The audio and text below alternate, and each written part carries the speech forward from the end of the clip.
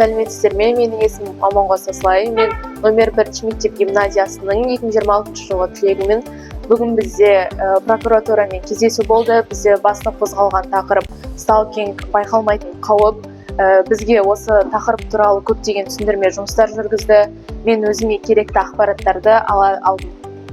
Мен сіздермен мен 1 мектеп гимназия коммуналдық мекемесінің 11 сынып оқушысы Бекарыстан Ислам боламын.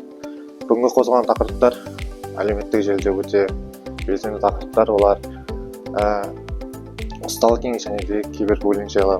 Бүгін бізге полиция бөлімінің бөлімшесінің бастығы және прокуратура және де дін және қоғам орталығының адамы келіп, барынша түсіндірме жұмыстар жасап кетті.